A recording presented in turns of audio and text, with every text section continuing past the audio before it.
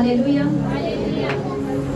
निकाले मेरे साथ यूहन्ना की इंजील और उसका 13 बाब, रसूल की इंजील और उसका 13 बाब और उसकी 6 आयत से। फिर वो शमौन पतरस तक पहुंचा, उसने उससे कहा, ऐ खुदावंद, क्या तू मेरे पांव धोता है? यीशु ने जवाब में उससे कहा कि जो मैं करता हूँ तू अब नहीं जानता, मगर बाद में समझेगा। पतरस ने उससे कहा कि तू मेरे पांव अब तक कभी धोने ना पाएगा। यीशु ने उसे जवाब दिया, अगर मैं तुझे ना धोऊं तो तू मेरे साथ शरीक नहीं। शमौन पतरस ने उससे कहा, ऐ खुदावंद, मेरे पांव ही नहीं बल्कि मेरे हाथ और सिर भी धो दे। यीशु ने उससे कहा, जो नहा चुका है उसको पांव के सिवा और कुछ धोने की हाजत नहीं, बल्कि सरासर पाक है। और तुम पाक हो, लेकिन सबके सब नहीं। चूंकि वो अपने पकड़वाने वाले को जानता था, इसलिए उसने कहा, तुम सब पाक नहीं हो। हालेलुया। सब कहो आमीन। सब बैठ जाए अपनी जगहों पर, आंखों को बंद करके अपने लिए मांगो कि खुदावंद मुझे इस कलाम पर गौर करने के लिए, उसे कबूल करने के लिए मेरे मन को तैयार कर। पूरा मन जान मैं अपनी तेरे कलाम पर लगाता हूँ। आंखों को बंद करके मांगो अपने लिए, इलाही समझ को मांगो। थैंक यू लॉर्ड, जो कलाम पढ़ा है वो मैं समझ सकूँ।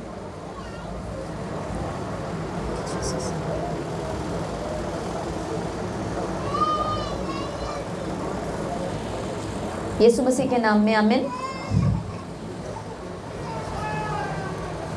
जब खुदावंद यीशु मसीह ने आखिरी खाना अपने पकड़वाए जाने से पहले अपने शागिर्दों के साथ आखिरी फसा में आखिरी लास्ट डिनर किया उनके साथ, तो लिखा है कि उसके बाद जब वो खा चुका, उनको अपना बदन तोड़ के दे चुका, कहा कि ये मेरा बदन है, और प्याला लेकर उन्हें दिया और कहा कि ये मेरा लहू है जो तुम्हारे लिए बहाया गया। उसके बाद खुदावंद ने क्या किया, पानी लिया और अपनी कमर पर पटका बांध कर उनके पाँव धोए। जब सभी के धो चुके तो पतरस के पास जब आया खुदावंद, तो पतरस ने कहा कि खुदावंद, क्या तू मेरे पाँव धोता है? तू मेरे पाँव नहीं धो। अपनी तरफ से वो चाहता था कि मैं अपने उस्ताद, ये मेरा उस्ताद क्यों मेरे पाँव धो रहे? उसने कहा कि नहीं, आप मेरे पाँव ना धोएं। यीशु मसीह ने क्या कहा कि जो मैं करता हूँ तू अब नहीं जानता, मगर बाद में समझेगा। पहली बात ये कही। दूसरी बात यीशु ने उससे कहा, जब पतरस ने फिर चाहा कि नहीं खुदावंद ऐसा ना करें, धोने के लिए जब मना किया, तो यीशु ने उसे जवाब दिया, अगर मैं तुझे ना धोऊं तो तू मेरे साथ शरीक नहीं। जब उसने ये बात सुनी, जब उसे ये भेद समझ आया, तो उसने कहा कि खुदावंद अब क्या कर, सिर्फ मेरे पाँव ही नहीं, मेरे हाथ और मेरा सर भी धो दे, बल्कि मुझे पूरा नहला दे।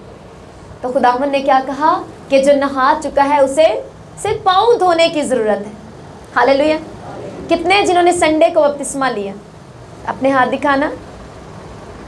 हालेलुया। बहुत से थे, कुछ आज नहीं है।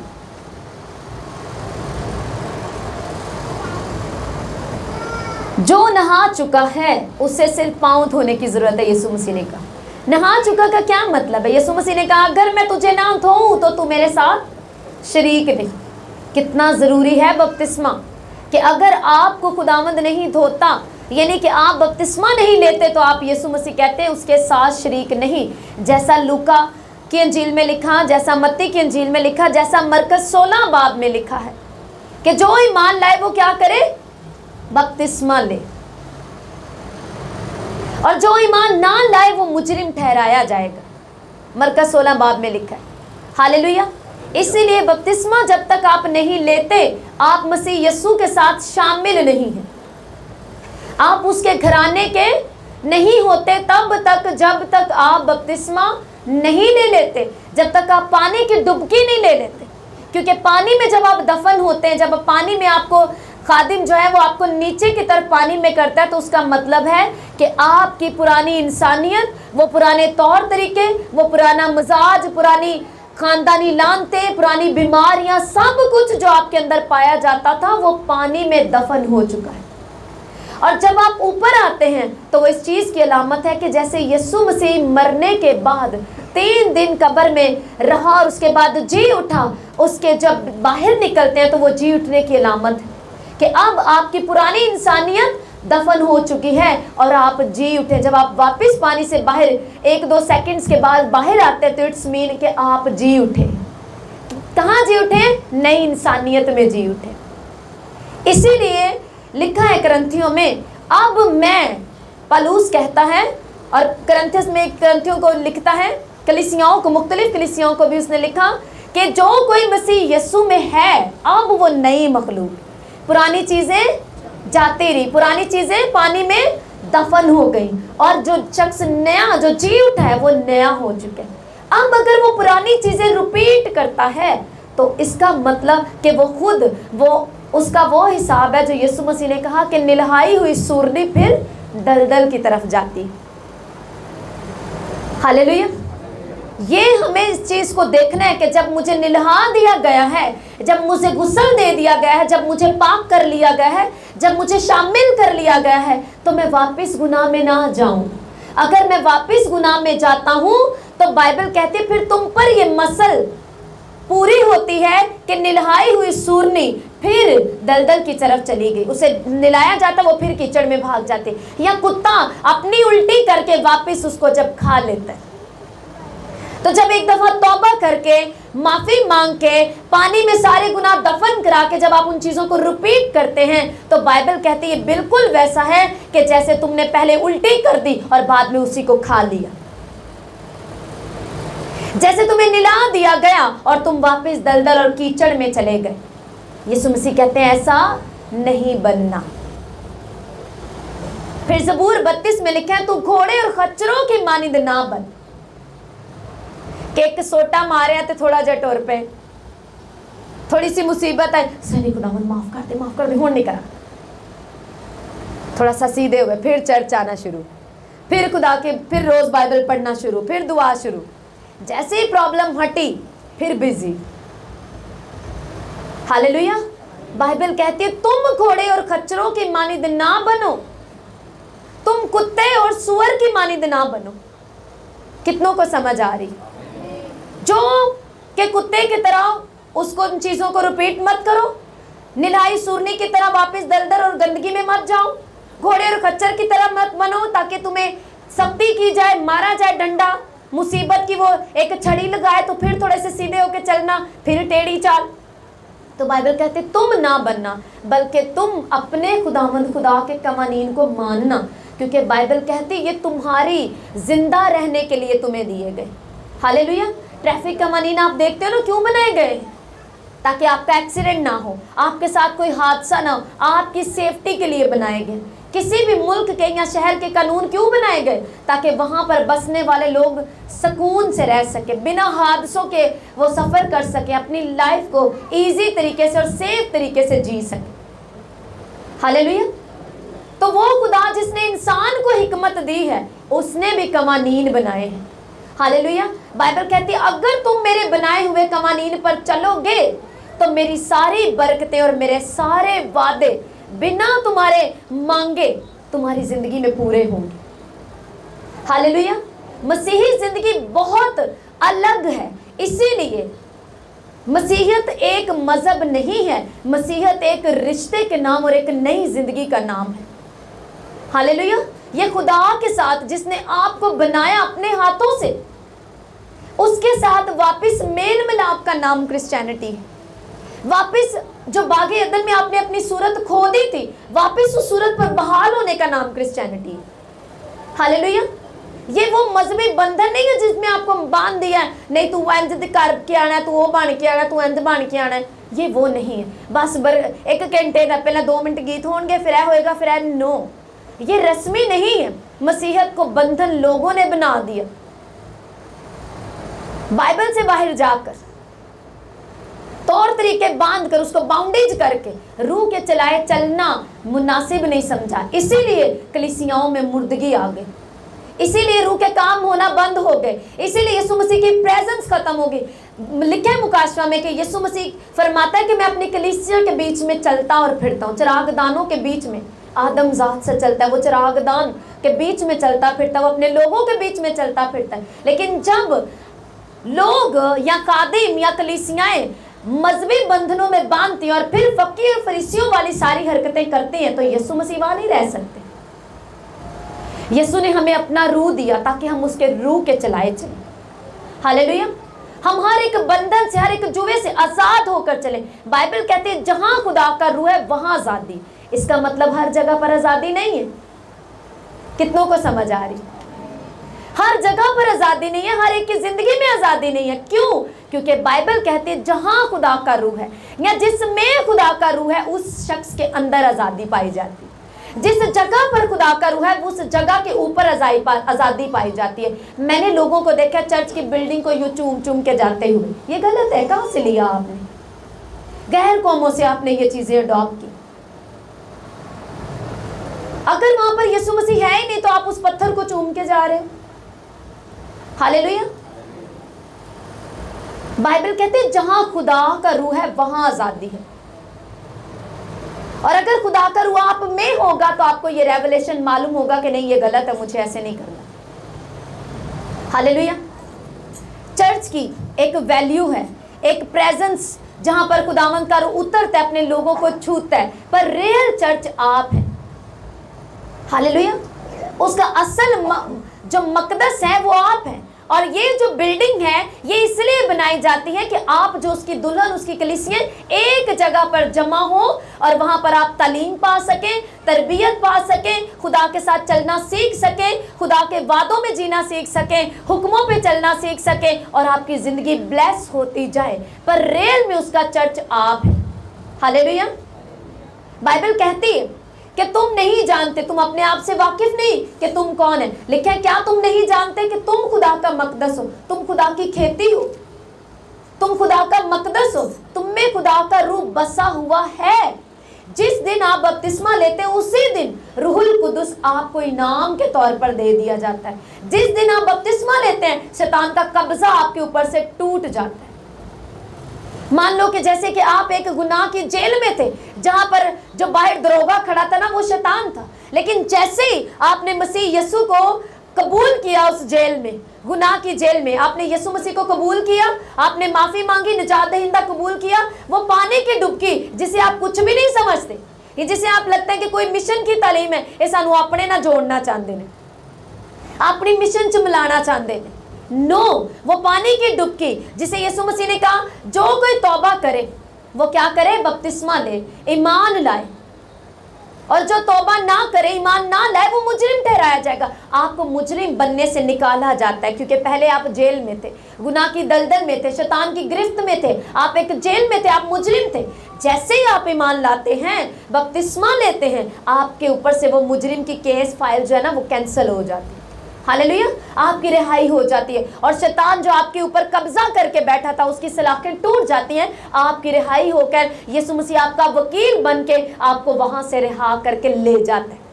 हालेलुया। आप उसी दिन आजाद हो जाते हैं, उसी दिन।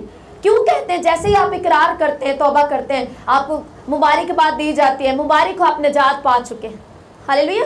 अब निजात का जो अमली एक्शन होगा, जैसे ही आप बपतिस्मा लेते हैं तो इट्स मीन कि आपका ऊपर से शैतान का कब्जा टूट चुका है। शैतान का जो हाथ उसने आपको यूं पकड़ा हुआ था, उसकी पकड़, उसका जो स्ट्रॉन्ग होल्ड था वो आपसे ढीला होना शुरू हो गया। अब जैसे जैसे आप बढ़ते जाएंगे शैतान के और आपके बीच में फासला बढ़ना शुरू हो जाएगा। किसको समझ आ रही? हालेलुया। हालेलुया। मान लो कि आप यहाँ पर खड़े थे, ठीक है, और आपने तौबा की, मसीह यीशु को पुकारा, बपतिस्मा ले लिया, आप चल पड़े एक मसीही जिंदगी की तरफ, आप एक ट्रैक पर चल पड़े, आप एक आसमानी सफर की तरफ आपने अपना रास्ता शुरू कर लिया। अब रास्ता किस तरह से तय करना है उसके लिए एक नक्शा है और वो नक्शा बाइबल मुकद्दस है। हालेलुया। ये नक्शा आपको गाइड करेगा, आपकी हेल्प करेगा कि तूने किस तरफ जाना है, किस तरफ मुड़ना है, कहाँ नहीं मुड़ना, कहाँ पर स्टॉप होना है, किन चीज़ों को रद्द करना है, किन चीज़ों को एक्सेप्ट करना है, कैसी संगति लेनी है, कैसे बोलना है, क्या करना है, क्या नहीं करना। एक एक चीज इस नक्शे में पाई जाती है। हालेलुया। जैसे ही आप बढ़ते जाएंगे तो तारीकी पीछे जाती जाएगी, आपका तारीकी के साथ, शैतान के साथ आपका फासला बढ़ना शुरू हो जाएगा। हालेलुया। आप समझ पा रहे हैं? ये है। लेकिन अगर आपने आज़ादी पाई, बपतिस्मा ले लिया, आप थोड़ा सा जेल से बाहर आके खड़े हो गए। लेकिन अगर आप जेल के बाहर ही खड़े हैं, अब आप वॉक नहीं कर रहे, चल नहीं रहे हो ना, तो आप जो रसूलों ने जब तौबा किया, माल की किताब में लिखा है, जिन्होंने तौबा की, बपतिस्मा लिया, वो रसूलों से तालीम पाने, रोटी तोड़ने, रफाकत रखने और दुआ करने में मशगूल हो गए, बिजी हो गए। अब आप ना तो रसूलों से तालीम पा रहे हो, अब ना चर्च के साथ आप जुड़े हुए हो, ना आप शायरबानी ले हो, ना आप चर्च के साथ गैदरिंग कर रहे हो, ना आप रफाकत कर रहे हो, ना आप कलाम को सुन रहे हो, इसीलिए आप आगे नहीं बढ़ पा रहे। अभी तक आपका और शैतान के बीच में ज्यादा फासला नहीं बढ़ा। हालेलुया। किसी भी टाइम पे वो आपको अपनी तरफ खींच सकते हैं। याद रखो, जिस दिन आप तौबा का फैसला करते हैं उस दिन 3 फैसले होते हैं। 3 जगह पे फैसले हो रहे थे। एक, आप फैसला लेते हैं, आज मैं तौबा करता हूं कि मैं गुनाहगार हूं और आज मैं जिंदगी मसीह यीशु को देता। खुदा जो आपका बाप उस दिन बन जाता है, वो आपके लिए फैसला करता है, आज से ये मेरी बेटी, ये मेरा बेटा है, मैं इसे बिल्ड करूंगा, मैं इसे रिस्टोर करूंगा, मैं इसके वसीले अपनी कुदरत को दिखाऊंगा, ये जो गिरा हुआ था मैं इसे ऊंचाइयों पे लेके जाऊंगा, मैं अपने कलाम की कुदरत को इसके वसीले पूरा करूंगा। वो भी आपके लिए फैसला कर लेता है। और उधर शैतान भी फैसला करता है, मैं इसे छोड़ूंगा नहीं, मैं इसे ज्यादा दूर जाने नहीं दूंगा। समझ आ रही है? हम जो जिंदगी जीते हैं ये रियल नहीं है। जिंदगी जो रूहानी जिंदगी है वो रियल लाइफ है, जो लोगों को बिल्कुल बेवकूफ़ी लगती है। इसीलिए बाइबल कहती है सलीब का पैगाम हलाक होने वालों के लिए है ही बेवकूफ़ी। उन्हें बेवकूफ़ी की बातें लगती हैं। एक इधर दी गलो इन्नी देर चर्च ते फिर नच के डांस करना के प्रेयर करना ते बाइबल पढ़ना, ऊंची ऊंची फायर है कि ये, उन्हें ये बेवकूफ़ी लगती है। उन्हें नहीं समझ आता, उन्हें लगता है नहीं ये असली ज़िंदगी जो कार चल रहा है, जो इधर उधर चल रहा है, जो माहौल चल रहा है। जबकि बाइबल कहती है रूहानी ज़िंदगी असल में आप पहले रूह में खल्क किए गए थे। हालेलुया। आप रूह में खल्क किए गए थे। खुदा जो कि रूह है उसने आपको बनाया, अपना दम आप में फूंका। इससे पहले कि आपको जिस्मानी तौर पर आपकी माँ के रहम में डाला जाता, आप पहले रूह में खल्क किए गए थे। हालेलुया। आपको पहले से खुदा ने अपने कल्पनाओं में आपको बना लिया था। उसके बाद उसने आपको भेजा जमीन के ऊपर। कई बार कुछ लोग दुखी हो जाते हैं, डिप्रेशन में चले जाते हैं नौजवान, कि मुझसे कोई प्यार नहीं करता, मेरे माँ बाप भी मुझसे प्यार नहीं करते, ये नहीं प्यार करता, वो नहीं प्यार करता, फलाए कहते ने इन्ने बच्चे ने ऐसी है नहीं सा चाहते। मैंने ऐसी भी बातें कईयों से सुने, घर वाले कहते ने कि ए बस खुदा दी मर्जी है जो। ये रियल है। आप खुदा का प्लान है, आप अपने माँ बाप का प्लान नहीं है। याद रखो, आप किसका प्लान है? आप खुदा का प्लान है। और जो बच्चे आपके पैदा हुए वो आपकी प्लानिंग से नहीं हुए। आप नहीं कह सकते कि मेरी साड़ी प्लानिंग से तो 2 बच्चे ऐसे रखे ने। खुदा का प्लान है जो बच्चे खुदा ने आपको दिए। और आप जो यहाँ बैठे हैं, आप भी खुदा का प्लान है, आप अपने माँ बाप का प्लान नहीं है। आपके माँ बाप या आप अपने बच्चों को जमीन पर लाने का खुदा का एक जरिया है। Hallelujah, hallelujah. तो जिसने आपको बनाया है, आप उसकी खेती हैं, आप उसका मकदस हैं, आप उसके लिए बड़े खास हैं। इसीलिए बाइबल कहती है जो तुम खुदा का मकदस हो, और जो खुदा के मकदस को बर्बाद करेगा खुदा उसको बर्बाद कर देगा।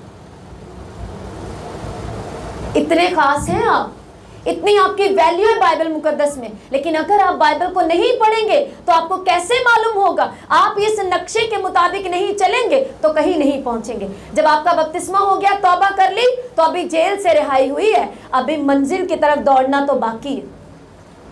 हालेलुया। अभी तो सफर शुरू हुआ है, अभी तो आप पैदा हुए हैं मसीह यीशु में। अभी तो 1 महीने का, 2 महीने का, 4 महीने का, फिर 1 साल का, फिर घुटनों पे चलना और फिर दौड़ना, कभी गिरना कभी उठना, ये तो अभी सफर चलेगा। लेकिन यहीं पर और लोगों को लगता है नहीं बस जेल चो बाहर आया, बस हुण खुदा मेरे सारे मसलियां दे हल कर दे, फटाफट सब कुछ सीधा हो जाए, मैं अभी बादलों पे चलना शुरू कर दूं। ऐसा नहीं है। खुदा फैसला लेता है कि मैंने इसे बिल्ड करना है। अगर ये कायम रहा, अगर इसने कदम बढ़ाए, हर कदम पर मैं इसे रूह का जोर दूंगा, मैं अपनी ताकत दूंगा, मैं इसे इतनी कुदरत दूंगा। जब ये मेरी हुजूरी में बना रहेगा, जो लोग इसे शर्मिंदा करते थे, जो इसके खिलाफ गालियां देते थे, इसकी मुखालफत करते थे, मैंने अभी इसे ऐसा हीरा बनाना है कि हर कोई इसे लेना चाहे। मैं इसे ऐसा बिल्ड करूंगा कि दूर दूर तक लोग इसकी महिमा, इसकी ग्लोरी को सुना करेंगे और मेरे नाम को जलाल देंगे कि खुदा ने किसी को खड़ा किया हुआ है। हालेलुया। उधर शैतान फैसला करता है, बेटा अभी तो तू जेल से निकला है, हालेलुया, इतने साल तूने मेरे साथ गुजारे। एक किराएदार भी, जब आप सालों के एक किराए के घर में ले लो ना, तो आपका भी दिल लग जाता है वहां पे, ऐसे ही है ना, दिल नहीं करता उसको छोड़ने को। तो आप असल में खुदा का मकदस हैं, और वो किराएदार सालों से आपके अंदर बसता था। किसको समझ आ रही है? आप शैतान की प्रॉपर्टी नहीं है, आप खुदा का मकदस हैं, आप खुदा के बेटे और बेटियां हैं। लेकिन जिस दिन आपने, जैसे हवा ने जिस दिन शैतान की बात मानी, तो खुदा की तरफ से अलग होकर वो शैतान की तरफ हो गए, वो तारीकी की तरफ चले गए, तो शैतान का कब्जा उन पर आ गया। जो जिसकी बात मानता है वो उसका गुलाम होता है, ऐसे ही है ना। तो जब शैतान की बात मानी गई तो इंसान शैतान का गुलाम हो गया, गुनाह का गुलाम हो गया, और उसी गुलामी से यीशु मसीह छुटकारा देने के लिए, अब उसी गुलामी में हमें कलाम सुनाया गया, हमारे लिए खुदा ने रास्ते निकाले, खुदा ने प्लान किए, मीटिंग्स ऑर्गेनाइज की, खुदा ने खादिम खड़े किए, कलाम के वसीले बात की, हमारे अंदर को खुदा के रूह ने छुआ, अपने रूह से ही कलाम किया, अपने रूह से ही हमारे मनों को छेदा, हमें तैयार किया, और हमने फैसला किया कि हम तौबा करना चाहते हैं। हमने तौबा की, फैसला किया, मन फिरा लिया और बपतिस्मा ले लिया। अब शैतान की तरफ से हम पूरी तरह से हम डिस्कनेक्ट हो गए, कब्जा टूट गया।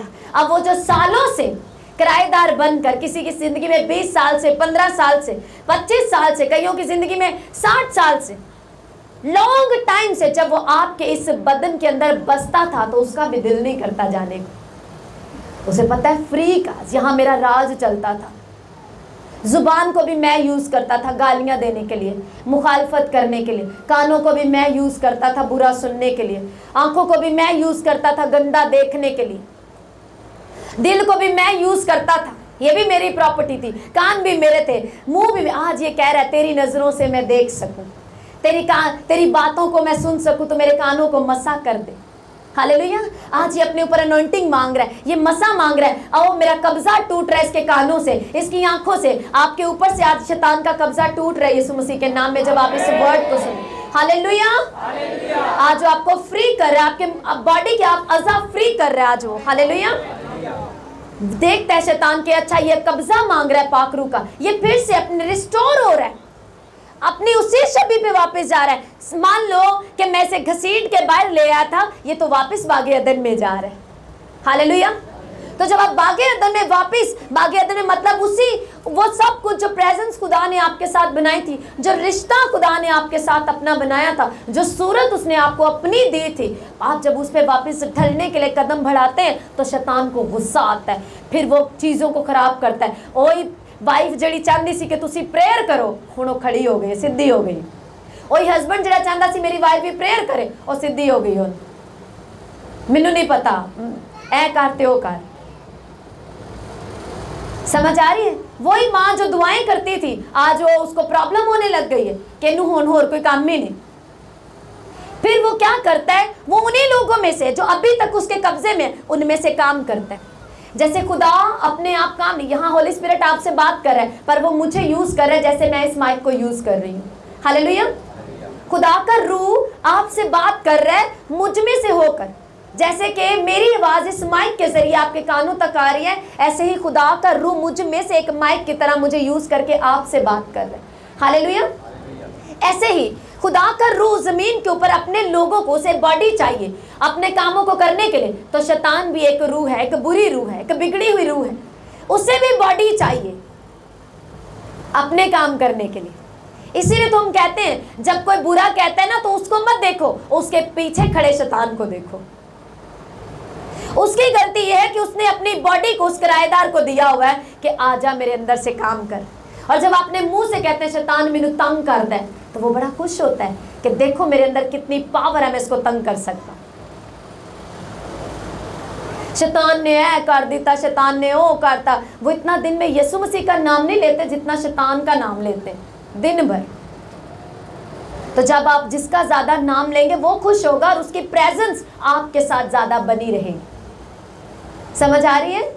Hallelujah, hallelujah. जब वो ये देखता है कि आप उसको प्रेज कर रहे हैं, आप उसकी वर्शिप कर रहे हैं, आप उसकी तारीफ कर रहे हैं, वो और आपके ऊपर कब्जा जमाता है। और अगर उदी फाइल से 4 पेपर लगे ने ना, किराएदार ने जरा कब्जा किया तो 1-2 होर पेपर लगाता है अथॉरिटी आपके ऊपर और जमाता है, जबकि आपको मालूम नहीं होता कि मेरा इसके ऊपर इख्तियार है, इसका असल में मेरे ऊपर कोई इख्तियार है ही नहीं। Hallelujah, hallelujah. बाहर समझ आ रही है, आवाज आ रही है सबको?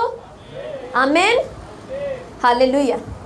पतरस ने कहा कि ऐ खुदावंद, तू सिर्फ अगर जब तक मैं धोया ना जाऊं मैं तेरे साथ शामिल नहीं हो सकता, तो सिर्फ मेरे पाँव ही नहीं खुदावंद, मेरे हाथ भी धो दे, मेरा सिर भी धो दे, मुझे पूरे को धो दे। खुदावंद ने कहा जो धुल चुका है, जो नहा चुका है, अब उसे सिर्फ पाँव धोने के सिवा और किसी चीज़ की ज़रूरत नहीं।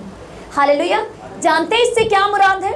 पाँव धोना। आप जो बपतिस्मा ले चुके हैं, जिन्होंने पिछले संडे लिया या जो पहले भी ले चुके, जितने भी आप में से बपतिस्मा ले चुके हैं, आपको हर रोज़ पाँव धोने की ज़रूरत है। ये जो पाँव आप नहाकर अपने फिजिकली पाँव धोते हैं, इनकी बात नहीं कर रही। आप पाँव धोना मतलब आपका चाल चलन, आपको हर रोज अपनी चाल को दुरुस्त रखना पड़ता है। जब अगर आप नहा चुके हैं, अगर आप बपतिस्मा ले चुके हैं, तो आपको हर रोज अपनी चाल को दुरुस्त रखना है और आपको रोज अपने पाँव को सीधी राह की तरफ रखना है। और ये आपको बाइबल मुकद्दस ये नक्शा बताएगा कि आपको किधर जाना है। हालेलुया। आपको समझना, जिस दिन आपको मसीही जिंदगी, क्रिश्चियनिटी, मसीहत समझ आ गई ना, आप कहेंगे कि मैं इस दुनिया में सबसे ज्यादा शादमान हूं। आप इसे रूहानी नजरे से देखना शुरू करो। रूहानी तौर पर सब कुछ चल रहा है। शैतान ने जितने प्लान बनाए आपकी जिंदगी में खराबी की, गड़बड़ी की, वो सब रूहानियत में वो कर रहा था और फिजिकली आपकी बॉडी के अंदर वो सब कुछ हो रहा था। हालेलुया। जादू टोना कहाँ किया जाता है? मुंह के लफ्जों से बोलकर। शैतानी ताकतें उसे आपकी बॉडी के ऊपर अप्लाई करते और आपकी जिंदगी वैसी होना शुरू हो जाती। खुदा का रूह कैसे काम करता है? जब खुदा के रूह से वर्ड निकलते कि आज तुम आजाद हो जाओ, चंगे हो जाओ, खुदा का रूह तुम्हें छुड़ा रहा है, वो तुम्हें आजाद कर रहा है, तो क्या होता है? लफ्ज बोले जाते हैं, खुदा का रूह काम करता है और वो काम आपकी बॉडी में हो रहा होता है। आपको ये समझना है। आप मान लो कि आप एक गेम के अंदर हैं, हालेलुया, जिसमें जो विलन है, जो वो आपको मारना चाहता है, उसका एक ही टारगेट, आपको खींच के वापस लाना, आपको जेल के अंदर वापस घसीट के लाना। और आपको लगता है कि नहीं, मैंने तो बपतिस्मा ले लिया है, अब मैं बस पार हूँ। अभी बपतिस्मा लिया है मेरे भाई, अभी तो बपतिस्मा लिया है मेरी बहन, अभी तो आप पैदा हुए हैं, अभी तो दूध, बाइबल कहती है, पतरस लिखता है कि खुदावंद का कलाम तुम्हारे लिए रूहानी दूध है। कहता है मैंने तुम्हें दूध पिलाया। पलूस भी लिखते हैं, कहते हैं कि अभी तुम में सख्त बातों को बर्दाश्त करने की हिम्मत नहीं, इसीलिए मैंने तुम्हें दूध पिलाया। यानी कि तुम्हें मैंने नरम नरम बातें बताई, मैंने तुम्हें इब्तदाई बातें बताई, मैंने तुम्हें छोटे से शुरुआत करवाई, ताकि जब तुम्हारे मैदे स्ट्रॉन्ग हो जाए, जैसे छोटे बच्चे को पहले दूध दिया जाता है, फिर थोड़ा बड़ा होता है तो दलिए पे और नरम गिज़ा पे लाया जाता है, जैसे जैसे वो बढ़ता जाता है उसे सख्त गिज़ा की ज़रूरत पड़ती है, थोड़ी गिज़ा से उसका पेट नहीं भरता। Hallelujah, hallelujah. लेकिन अगर आप सोचो कि आपका बच्चा सिर्फ दलिया और खिचड़ी 6 महीने या 1 साल, 1.5 साल तक खाए, 2 साल तक खाए, नरम गिज़ा आपको अच्छा लगता है, लेकिन अगर वो इससे ना बढ़े तो आप फिक्रमंद हो जाते हैं, होते हैं ना। फिर डॉक्टर की तरफ रुजू करते हैं कि बच्चा मेरा बढ़ नहीं रहा, इसके टखने मजबूत नहीं, ये चल नहीं रहा। क्यों नहीं चल रहा ये? क्योंकि जब माँ उसको दलिया देती थी वो खाता नहीं था, फीडर देती थी वो गिरा देता था, जब उसको मालिश की जाती थी या उसकी केयर की जाती थी वो चिड़चिड़ा था, वो भाग जाता था, करने नहीं देता था। इसीलिए आज उसके टखने मजबूत नहीं है, वो चल नहीं सकता, उसका मैदा इतना कमज़ोर है, वो सख्त कमज़ोर है, डाइट सख्त ले नहीं सकता। ऐसे ही स्पिरिचुअल बच्चे हैं। जब वो पास्टर, वो चर्च का आपका अगवा, चर्च का आपका रहनुमा, जब आपको कलाम में से वे प्रीचिंग तालीम शुरू करता है, आप जब उसे लेते नहीं, आपकी नशोनुमा नहीं होती। ये जो रूहानी दूध है, जब वो आपको पिलाते हैं, आप पीना नहीं चाहते, बाहर फेंक देते हैं, उगल देते हैं, खिलाफ बोलते हैं, घर जाकर निंदा करते हैं, मुखालफत करते हैं, वो कभी भी वो खाना वो आपको नशोनुमा नहीं देता। हालेलुया। जितना मर्जी बेस्ट खाना माँ आपको खिलाए, आप बाहर जाओ, गले में उंगली मारो, गिरा दो बाहर, तो क्या कर लेगी माँ आपकी? आप जितना मर्जी बेस्ट कलाम सुन के जाओ, रूह से भरा हुआ ताजगी से तालीम वाला तरबियत वाला कलाम सुन के जाओ, घर जाकर वो उंगली मारना क्या है? जब आप जाके उगल दो, जब आप मुखालफत कर दो, जब आप खुदा के कलाम के खिलाफ बोलना शुरू कर दो, आपने उसको उगल दिया, वो आपके अंदर फल नहीं लाएगा। शैतान तो पहले ही तैयार खड़ा है, वो बाहर खड़ा है गेट के ऊपर। आप जब गुजरेंगे तो देखने के लिए कि किस में से चुराना है मैंने। यस, ये सच है। वो गलियों में, चौकों में, मोड़ों पर खड़ा रहता है, चर्च से बाहर निकलते ही वो अलर्ट हो जाता है कि मैंने कलाम को चुराना है। उसका काम है, वो अपना काम कर रहा है। अगर वो अपना काम कर रहे तो आप क्यों सोए? आपको भी अपना काम करना है। जब आप इल्जाम देते हैं कि नहीं फिर मैंने याद ना रहा, फिर मैं भूल गया, तो आपने क्यों मजबूती नहीं पकड़ी? बाइबल कहती है जोरावर छीन लेगा। अब वो आप पे डिपेंड करता है कि आप शैतान को जोरावर बना देते हैं, ये क्या क्या क्या कि नहीं मैंने याद नहीं रहता, फिर मेरे को उठा नहीं जाता, फिर मैंने इंज नहीं होंदा, मेरे को छेती आया नहीं जाता। तो ये आप उसको कर रहे हो कि नहीं तू कर सकना, मेरे को नहीं होंदा। याद रखो, हम एक लड़ाई में हैं। हम एक किस में हैं? एक लड़ाई में हैं। हम एक रूहानी लड़ाई में हैं, और ये लड़ाई आपके दिमाग में और आपके दिल में लड़ी जाती है। आपके दिल में शैतान सोचों को यूं बीज की तरह डाल देता है, और फिर उसके बाद वो पास खड़ा होकर देखता है कि जो सोचे, जो ख्याल, जो गंदा बीज, जो बुरी सोचे मैंने इसके अंदर डाली है, ये उसका क्या रिएक्ट करता है? क्या ये जो मैंने इसके दिल में डाली है वो बक इसको गाली बोल? क्या ये उसको कहेगा नहीं? बाइबल कहते तू गाली मत देना, ये उस बीज को निकाल के फेंक देगा या बोल देगा। और जब आप उसके कहने पर उसने जो गंदा बीज डाला और आप उसे उगल देंगे, उगलने के बाद वो आपको मुजरिम ठहराएगा, वो आपको इल्जाम देगा, देखा तूने किया, अब तू पापी, अब तू प्रे में नहीं जा सकता, तूने गाली बकी, अब तू क्या वर्शिप करेगा? समझ रही है? तो बाइबल कहती है शैतान के चालाकियों को, उसके हीलों से वाकिफ हो जाओ ताकि तुम उसका मुकाबला कर सको। ये है चर्च की वैल्यू, जो चर्च आपको सिखाता है। जैसे माँ की, बच्चा जब तक मैच्योर नहीं हो जाता उसे हमेशा माँ की ज़रूरत रहती है।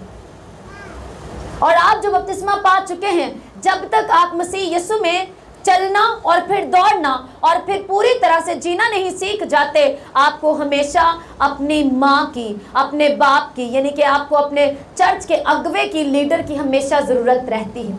अब फिर उसके बाद डिपेंड करता है। एक और बात आ जाती है, अब तो बड़ा होने के लिए, ग्रोथ करने के लिए उसको माँ बाप की ज़रूरत थी। अब बच्चा वो या तो अपने घर से निकल जाएगा, नाफरमान बच्चा बन के माँ बाप को बुरा भला कह के, त्याग के, रिजेक्ट करके अलग हो जाएगा। तो अब उसकी जो इससे आगे की तरक्की और तैयारी थी वो नहीं होगी। फिर वो अपने मुंह सर बन जाएगा और कुछ भी बन जाएगा। हालेलुया। या वो कहेगा ठीक है, अब यहाँ तक आपने बेस्ट किया, मैं थैंकफुल हूँ, अब आगे मैं किस वे में जाऊँ, मैं क्या करूँ, अब उसके लिए मुझे गाइड करो।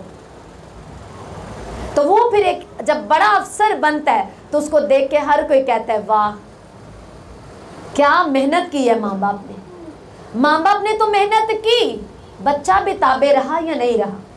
खुदा ने तो आपके लिए मेहनत की, आपके लिए सोर्सेज बनाए, रास्ते खोले, पाक रूह के जरिए आपको निकाला दलदल से। आपने क्या किया? आप वापस भाग गए, आप अधीन रहे, आप फर्माबरदार रहे, आपने अपना आप पेश किया बनने के लिए ताकि आपको बनाया जाए, या भाग जाएंगे? आप नाई के पास जाके अपने कैसे बाल बनवा सकते हो जब तक आप उसके आगे बैठ ना जाओ? हालेलुया। आपको अपना पेश करना पड़ता है अगर आप कुछ बनना चाहते हैं।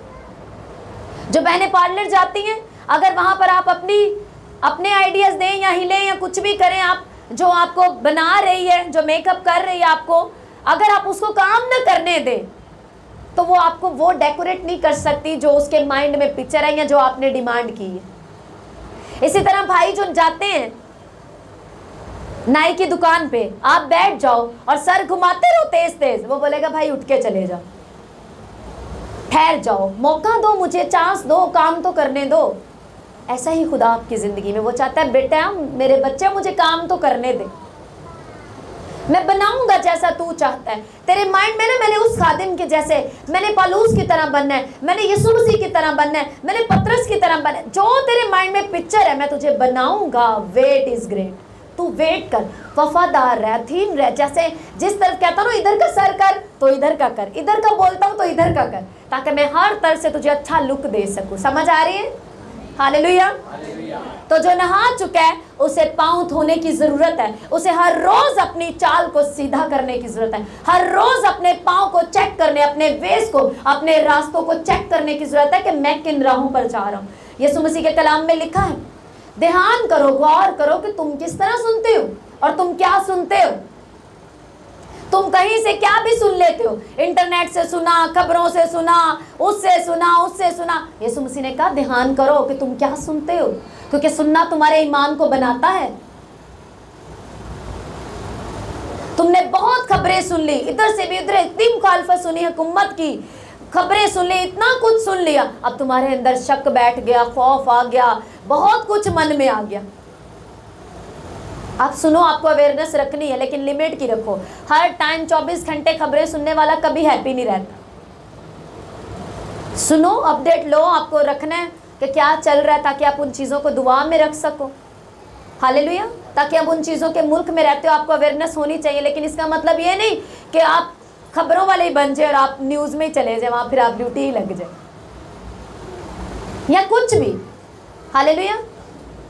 जहाँ पर आप देखो कि आज बड़ी बड़ी उम्र के गलियों में बैठे क्या कर रहे हैं, ताश खेल रहे हैं, क्या कर रहे हैं वो, जबकि उन्हें अपनी जनरेशन को सिखाना है, उन्हें नौजवानों को सिखाना है कि वो क्या करें।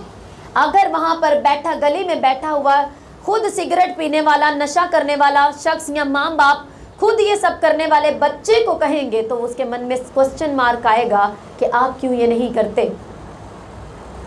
हालेलुया। तो जो हम चाहते हैं हमारे बच्चे करें, हम उन्हें एक गुड एग्जाम्पल, सब कुछ हम प्रीच करके नहीं सिखा सकते, बहुत कुछ अपने अमल से हमें सिखाना हो, अपने घर वालों को, अपने बच्चों को। हालेलुया। जितने पेरेंट्स यहाँ पर बैठे हैं, जितने ज़्यादा खुदा बाप के फरमाबरदार आप बनेंगे, उतने ही ज़्यादा आपके बच्चे आपके बनेंगे। हालेलुया। और अगर वो सब गड़बड़ी हो चुकी है, तो जिस तरह से जितने जितने आप सीधे होते जाएंगे, वो भी सीधे होते जाएंगे। सब कुछ एक ही दिन में, एक झटके में नहीं होगा। हालेलुया। आपको करीब यहाँ ईसा नगरी भी जाना हो तो यह चुटकी बजा के ईसा नगरी पहुंच जाओगे। जाना ही पड़ेगा ना रोड तक, फिर गाड़ी लेनी पड़ेगी, फिर कोई 15-20 मिनट या आधा घंटा लगेगा ना। लेकिन आज जैसे ही बपतिस्मा लेते हैं, फिर शॉर्टकट चाहते हैं, बस अब फटाफट मैं भी ऐसे करूं तो वैसे हो जाए, तो सब कुछ होगा अगर खड़े रहेंगे तो फेथ के साथ। बाइबल कहती है वो तुम में से अपनी सामर्थ, अपनी कुदरत को दिखाना चाहता है, पर तुम वफादार बनो। सारी नेमतें, सारे गिफ्ट, सारी हीलिंग तुम्हारे लिए रखी है, तुम्हारा अलग बॉक्स है। अगर ये भाई कहे कि अगर इस भाई ने अपना वो मेहनत करके खुदा में वफादार रह के अपना पैकेट ले लिया है और ये ब्लेस और इसके वसीले खुदा की कुदरत जाहिर हो गए, तो इस भाई को मायूस नहीं होना चाहिए। इसको ये फेथ होना चाहिए कि मेरे बाप ने मेरा पैकेट अलग रखा हुआ है, वो उसको नहीं देगा मेरा पैकेट, वो मुझे ही देगा। अगर आपके 5 बच्चे भी हैं तो आप अपने हर बच्चे का अलग सिस्टम रखते हो, अलग पैकेट होता है उसका आपके पास। हालेलुया। ऐसे ही है ना। या एक आप दूसरे का भी उसको दे, आपको मालूम है फिर वो चिढ़ेगा या वो दुखी होगा या वो सैड हो जाएगा या उसके साथ ये ज्यादती है, ऐसे ही है ना। तो हमारा बाप भी ऐसे नहीं करता। लेकिन अगर आप ये भाई अब अपनी ज़िंदगी दे ही ना, ये अपना आप उसको पेश करे ना कि मैं आया हूँ खुदावंद, मैंने तौबा कर लिया, मैंने मन फिरा लिया, ये भाग भाग के वापस जेल में घुस जाए, वापस शैतान जब इसको खींचे ये भाग के चला जाए, अल्लाह चुप करे तू मैंने लैके, मैं तो पहले ही तैयार सा, मैं तो जेल तो ज्यादा दूर गया ही नहीं, मैंने पता सी तू लैन आ जाएगा। समझ आ रही है? यहाँ पे तौबा के घर जाके जैसे वो काम चीजें आप रिपीट करते हैं, तो आप उन सारी चीज़ों को अपने में फिर लागू कर लेते हैं। आप फिर शैतान को मौका देते हैं। और फिर याद रखो, बाइबल कहती है फिर वो तुम्हें पहले वाली जेल में नहीं, उससे भी पीछे वाली कोठरी में लेके जाता है और तुम्हारा हाल पहले से ज़्यादा बुरा करता है ताकि तुम्हें सबक दे। इतनी नफरत करता है वो आपसे, आपको मालूम नहीं है। जितना यीशु मसीह आपसे प्यार करता है ना, उतनी नफरत शैतान आपसे करता है। और वो आपको थोड़ा थोड़ा दे के काम करता है, चल खैर है, अज दुआ नहीं की, कुछ नहीं हो गया। फिर अगले दिन फिर नहीं की, खैर है, कुछ भी नहीं हो गया। देखिया कुछ होया, पूरा हफ्ता दुआ नहीं की, कुछ होया, कुछ भी नहीं बिगड़िया, सब कुछ उंज दा उंज ही। 15 दिन हो गए ना मैं बाइबल नहीं पढ़ी, पर कुछ नहीं बिगड़िया ना। ऐसे शैतान आपको पक्का कर लेता है, देख कुछ भी नहीं होता, खैर ही है। और वो थोड़ा थोड़ा दे के, थोड़ा थोड़ा तहम्मुल के साथ काम करता है। हालेलुया। वो बहुत पैशन के साथ काम करता है। यीशु मसीह ने क्या कहा कि तू क्या कर, अपने पाँव धो, अपनी चाल को रोज सीधा रख, रोज अपने आप को जांच और परख कि मैं किस राह पर जा रहा हूँ, मैं क्या सुन रहा हूँ, मैं क्या देख रहा हूँ। तो हिफाजत कर अपने दिल की। अमसाल की किताब में लिखा है 3 बाब में, 4 बाब में, 4 बाब के अंदर लिखा हुआ है, पढ़ना घर जा। सबसे ज़्यादा तू क्या कर, अपने दिल की हिफाजत कर, क्योंकि ज़िंदगी का सरचश्मा यही। हालेलुया। आपके दिल की आपको सबसे ज़्यादा हिफाजत करनी है। और इसकी हिफाजत तब होती है जब आप इसके अंदर कलाम को सेव करते जाते हैं। जितना ज़्यादा कलाम को पढ़ेंगे, कलाम को सुनेंगे, उतना ज़्यादा आप अपने दुश्मन के ऊपर गालिब आएंगे। वरना आपको ये याद रखना है, बाइबल कहती है वो दरवाजे पर ही दुबका खड़ा है।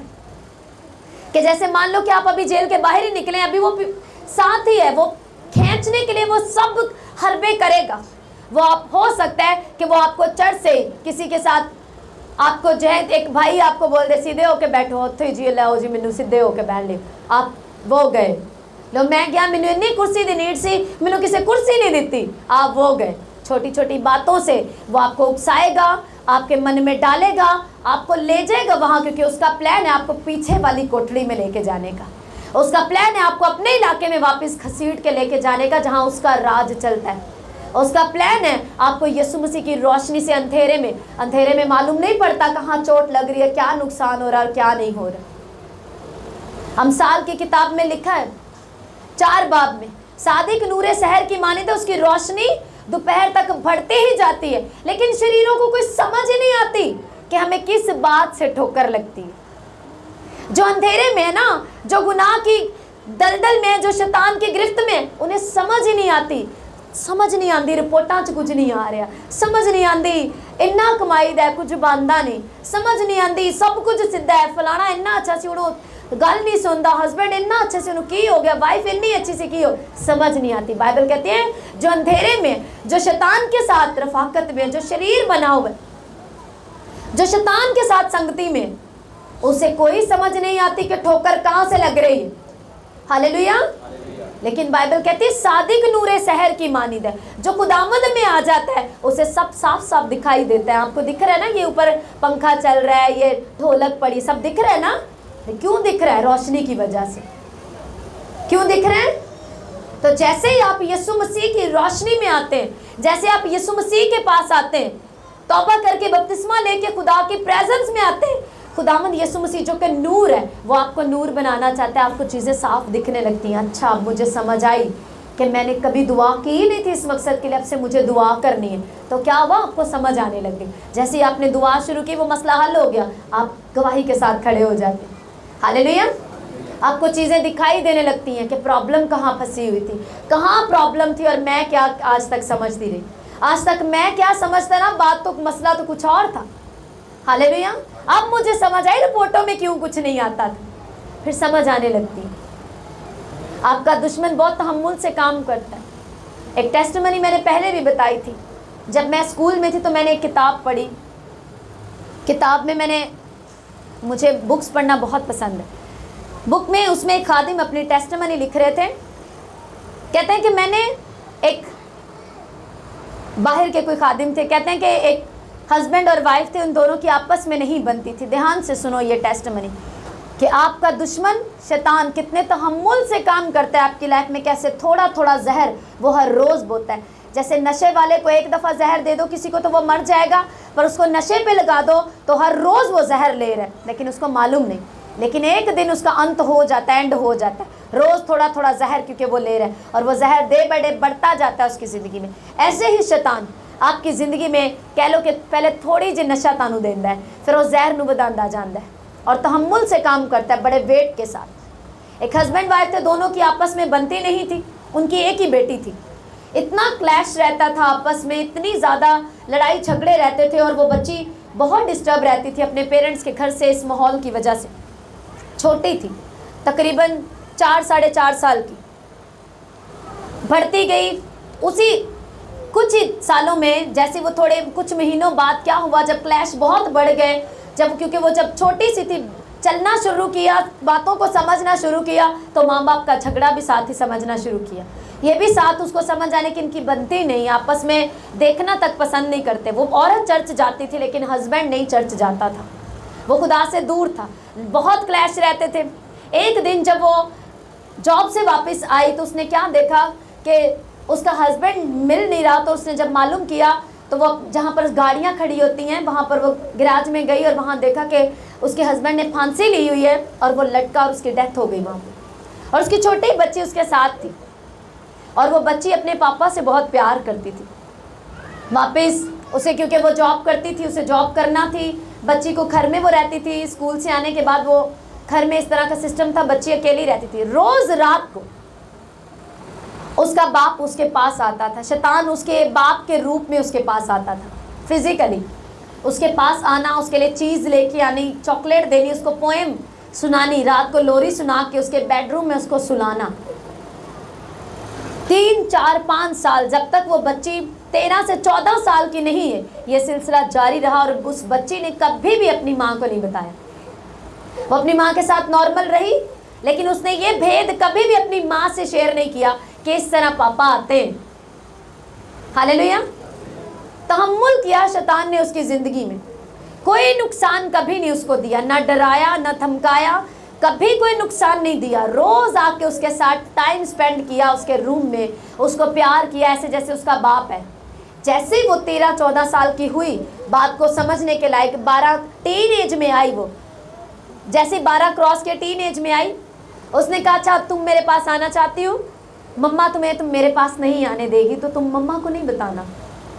अगर तुम मेरे पास आना चाहती हो तो तुम वो ही करो जो मैंने किया।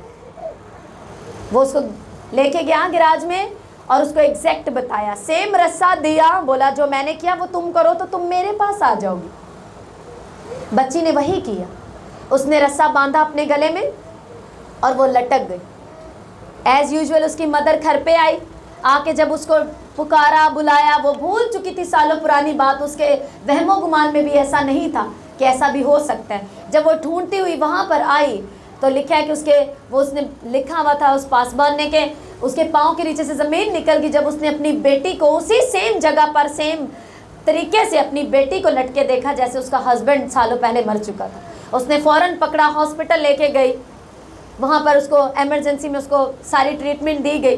एक पास्टर उसके साथ कनेक्टेड थे, यही पास्टर जिन्होंने बुक लिखी थी।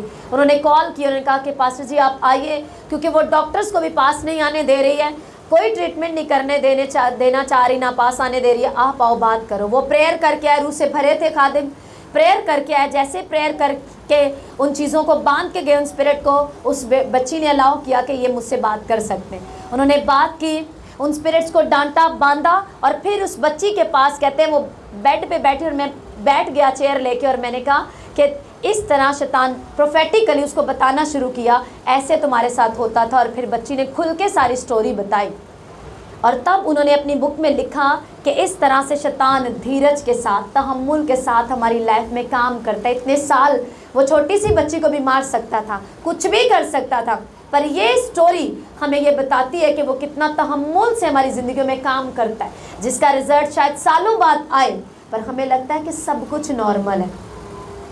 हालेलुया। तब उन्होंने उसके लिए प्रेयर की और उसे ये सिखाया कि तुम ये कहो कि ऐ शैतान दूर हो, क्योंकि मैं यीशु मसीह की बेटी हूँ।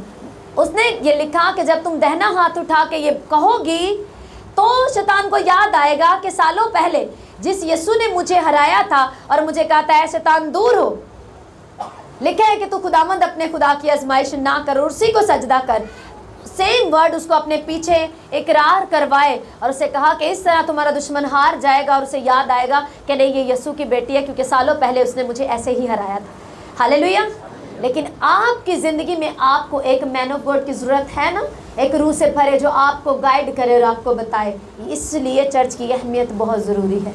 हालेलुया। कि आप चर्च आएँ, चर्च में आपको तालीम दी जाती है, आपको तरबियत दी जाती है कि आपने कैसे मसीह में बढ़ना है। जो सालों 20 साल दे क्रिश्चियन हो के जो तुसी आज तक क्रिश्चियन लाइफ ਨੂੰ जी नहीं सके, ਉਹ ਕਿੰਜ ਜੀ ਸਕਦੇ ਹੋ, ਕਿੰਜ ਬਾਈਬਲ ਨੂੰ ਪ੍ਰੈਕਟੀਕਲੀ ਇਹਦਾ ਇੰਜੋਏ ਕਰ ਸਕਦੇ ਹੋ, ਇਹਦੇ 'ਚ ਖੁਸ਼ੀ ਸ਼ਾਦਮਾਨੀ ਦੀ ਹਾਈ ਲੈਵਲ ਦੀ ਪ੍ਰੋਸਪਰ ਜ਼ਿੰਦਗੀ ਕਿੰਜ ਜੀ ਸਕਦੇ हो, ये ਤੁਹਾਨੂੰ ਚਰਚ ਦੱਸਦੀ। हालेलुया। घर पे बैठ के किताबें पढ़ने से शायद आप पेपर दे के शायद बोर्ड में A ग्रेड भी ले लो पैसे दे के, पर आपके इधर कुछ नहीं घुसा, आपको आएगा कुछ भी नहीं, आप जिंदगी में कामयाब नहीं हो पाओगे। इसी तरह से घर बैठे बाइबल पढ़ लो, हाँ ब्लेसिंग मिलेगी, दुआ कर लो मिलेगी, लेकिन शैतान के हीलों और चलाकियों मकारियों को समझ नहीं पाओगे जब तक रूप से आपके ऊपर कलाम के भेदों को खोला ना जाए, और वो उस्ताद खोलता है। इसीलिए खुदावंद यीशु मसीह ने कलीसिया की तरक्की के लिए क्या दिए हैं? रसूल, नबी, चरवाहे, मुबशर और उस्ताद दिए, ताकि कलीसिया यानी कि मसीह का बदन तरक्की करे। और शैतान बरगला के रखता है, नहीं नहीं नहीं, पादरी कोई बहुत ही दिन नहीं हो रही तो खुदा सुनता, तेरी भी सुन सकता, तू भी प्रे, यस वो आपकी भी सुनेगा। चर्च आपको प्रैक्टिकली प्रेयर करना सिखाता है कि आप यहाँ पर वो प्रेयर करना सीखो जो घर जाके भी अपने दुश्मन पे फतह ही पा के रहो। हालेलुया। पासबन आपको अपना गुलाम नहीं बनाता, वो तो खुद आपकी तरह एक मैनेजर की तरह काम कर रहे हैं, वो तो खुद बहुत कुछ लेके आते हैं। और आपको मालूम है कि बहुत कुछ खुदा खादिम की ज़िंदगी में उसे खुद अलाउ करता है कि उसकी ज़िंदगी में ये बीमारी, ये ट्रबल, ये प्रॉब्लम में से वो गुजरे, ताकि वो उसके लोगों को एक्सपीरियंस के साथ, कुछ तजर्बे के साथ बातें बता सके। हालेलुया। कई बार लोग देख के कहते हैं लोग खादिम की ज़िंदगी च वो अयूब के दोस्त बनते हैं और कहते नहीं अयूब ने यकीनन कुछ किया होएगा। इन्नी बड़ी प्रॉब्लम एवं थोड़ी किसी ते आ सकती है कि बच्चे मर गए, सब कुछ लुट गया। अयूब ने कोई बड़ा पाप किया है, उसके दोस्त जज बन गए। हालेलुया। आज कई लोग जज बनते हैं, रास्तबाजों को देख के, ईमानदार लोगों को देख के, खादमों को देख के जज बन जाते हैं। देखिया इन्हों तो एड्डी बड़ी प्रॉब्लम क्यों ऐ होया, इन्हों दे नाल ये हुआ होगा, खुदा का खाया होगा, ये क्या, वो बुड़बुड़ाते। और याकूब के जो अयूब के दोस्त थे, अयूब के दोस्तों ने जब उस पर बुड़बुड़ाए तो खुदावन ने अयूब से कहा तो अपने दोस्तों के लिए प्रेयर कर ताकि मैंने बहाल करूं। जो खुदा के चुने हुए, उसके ठहराए हुए थे, उसकी एक वैल्यू होती है। और खुदा उसे समटाइम बहुत से एक्सपीरियंस में से खुद निकालता है ताकि वो लोगों को तजर्बे के साथ सिखा सके। हालेलुया। समझ आ रही है? अगर वो इस टेस्ट टाइम से ना गुजरता तो आज आप उसकी लाइफ से ना समझ पाते कि कैसे ऐसी प्रॉब्लम में भी ये कहना होता है कि वो जिसने दिया उसी ने लिया, उसी का नाम मुबारक हो। ये और बात है, बाइबल कहती है जो कुछ उस पर वाक़या आया वो सब उन चीज़ों का खौफ था उसे। हालेलुया। कुछ भी शैतान ने उसको परखना ही परखना था, लेकिन ये और बात है कि शैतान ने उसी चीज़ को यूज़ कर ले जिन बातों का उसको डर था। हो सकता है कि शैतान उसे किसी और चीज़ से आजमाता, पर उसके अंदर डर था कि नहीं कितने मेरे बच्चे ना मार जाए, तो शैतान ने डर को सूंघा और बच्चे मार दिए। उसने कहा चल मैनू भी नहीं सी समझ आ रही, तू मैनू क्लू दे दिता मैं करांगी। हालेलुया। किसको समझ आ रही है? आमीन। तो पतरस ने क्या कहा कि ऐ खुदावन क्या कर, मेरे पाँव ही नहीं मुझे पूरा धो दे। तो यीशु मसीह ने क्या रेवलेशन दिया कि जो नहा चुका है उसे क्या करने की ज़रूरत है? सिर्फ पाँव धोने की। और अगर मैं तुझे ना धोऊं तो पतरस तू मेरे साथ शामिल नहीं। वो डर गया, नहीं खुदावन मैं तेरे साथ शामिल होना चाहता हूँ। याद है जब यीशु मसीह ने कहा सब मुझे छोड़ के चले गए, तुम भी जाना चाहते तो चले जाओ, तो लिखे पतरस ने कहा ऐ खुदावन हम कहाँ जाएं? जिंदगी और जिंदगी की बातें तो तेरे ही पास है। वो यहाँ पर भी जैसे यीशु ने कहा अगर मैं तुझे ना धोऊं तो मेरे साथ शामिल नहीं, फिर से वो उसे डर लगा, उसे कहा नहीं खुदावन नहीं, हम तुझे छोड़ के नहीं जाएंगे, जिंदगी की बातें तेरे पास, अगर तू मुझे धोएगा नहीं मैं तेरे साथ शामिल नहीं मुझे पूरा फेर धो दे। उन्होंने कहा नहीं। जिसने तौबा कर ली, बपतिस्मा ले लिया, फिर पाप कर लिया तो अब दोबारा बपतिस्मा नहीं। याद रखो बपतिस्मा एक ही बार है। यही यीशु ने यहाँ पर सिखाया कि जो नहा चुका है, जो बपतिस्मा ले चुका है, उसे फिर बपतिस्मा लेने की ज़रूरत नहीं, उसे सिर्फ तौबा की ज़रूरत है, उसे सिर्फ पाँव धोने की ज़रूरत है, उसे सिर्फ अपनी राहों को दुरुस्त करने की ज़रूरत है। हालेलुया। उसे देखने की ज़रूरत है कि मैं अपने राहों पर किस राह पर चल रहा हूँ, मैं टर्न करूँ और अपनी राहें बदलूँ ताकि खुदा के कामों को अंजाम दूँ। हालेलुया। आज अपने घुटनों पे जल्दी से अपने हाथों को उठा लो और आज के इस रेवलेशन के लिए, आज के कलाम के लिए, इन बड़े भेदों के लिए खुदावंद का थैंक्स करो।